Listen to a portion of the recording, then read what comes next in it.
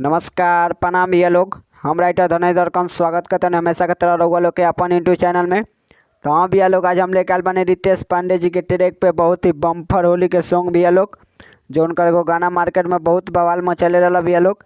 जे गाना के बोल यादव जी के चौकी टूट गई। तो हाँ भैया लोग, यही धुन पाज हम लोग खाते लेके आए बनी bumper Holi song duet song है भैया लोग। हमरो डुएट है, लिखले बानी बी मतलब बॉय जी मतलब गर्ल, रहुआ लोग समझ जाए हम लोग। अगर रहुआ अच्छा सिंगर बानी, अच्छा से गाम तो मार्केट में बहुत अच्छा रिस्पांस लिया भैया लोग। तो हाँ भी एक बात और कहल चाहता नहीं, अगर रहुआ सिंगर बानी, सिंगर बनल चाहता नहीं तो हमारे चैनल से जुड़ जाई, कैसे कि सिंगर से रिलेटेड वीडियो लेके आते रहे नहीं भैया लोग। गाना कैसे लिखल जाला, गाना में तुकबंदी कैसे मिलावल जाला, सब बतावे नहीं। डेली नया नया सॉन्ग रहुआ लोग खातिर लेके आते रहे नहीं। तो हमारे चैनल के सब्सक्राइब कर लिया, बेल आइकन कॉल करके घंटी के दबा दी। तो चलिए भैया लोग, बिना स्किप किए वीडियो के स्टार्ट कर जाओ।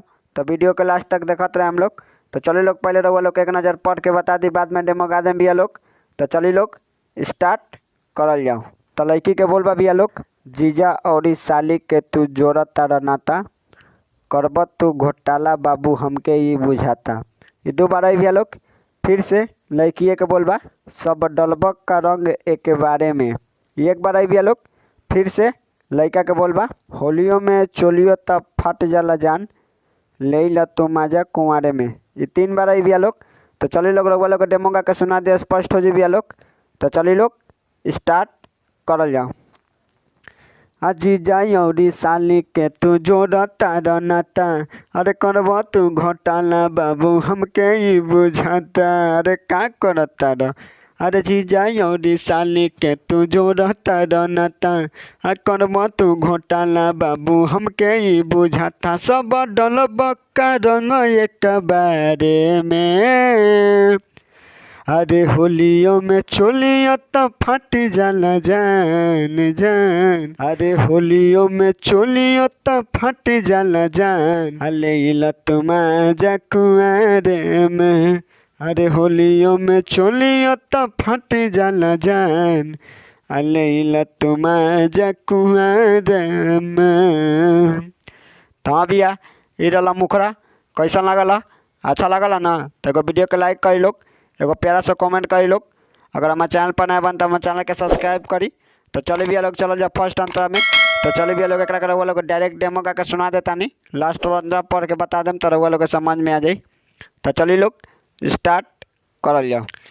बिना तू रंगले न मन बहका, देखो न रंग यंग छनकता।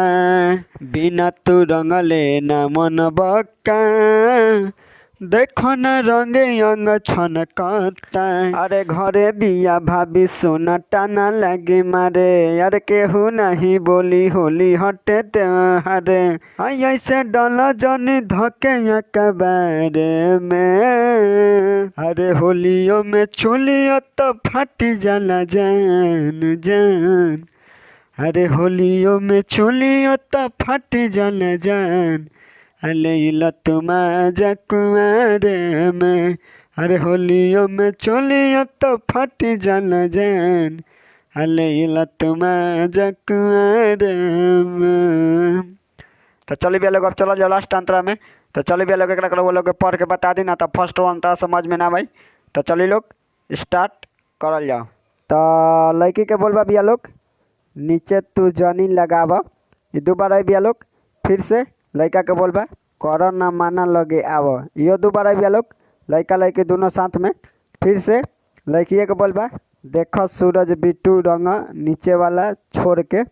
1 बार आई भैया लोग। फिर से लड़का के बोलबा, कर तारू माना काहे रखले बानी घोर के।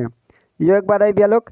फिर से लड़की के बोलबा, धड़कन धनेश जानतानी तोहरा बारे में। 1 बार आई भैया लोग। जौन धड़कन धनेश नाम भाई हमरे नाम है भैया लोग, इ नाम हटा हम लोग, एमें और जौन नाम रहा हटा दे हम लोग, कोनो दिक्कत नहीं के। तो चलिए लोग स्टार्ट करल जाओ। फिर से होलियो में चोलियो तब फट जाला जान, ले ला तू माजा कुंवारे में। 3 बार आई भैया लोग। तो चलिए लोग, रहुआ लोग डेमो गा के सुना दिए, स्पष्ट हो जी भैया लोग। तो चलिए लोग स्टार्ट करल जाओ। नीचे तू जानी लगाव, कर न माना लगे आव। यार का करता ना, नीचे तू जानी लगाव, कर न मन लगे आव।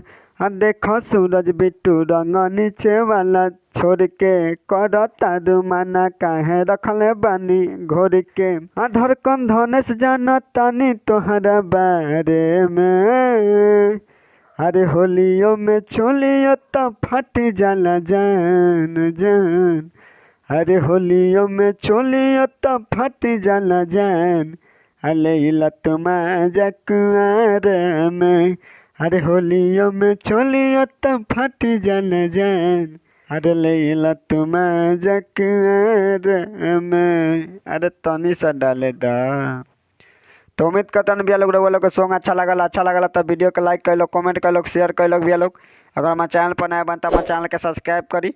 तो चलिए मिले अगले वीडियो में, तब तक बाय, जय हिंद।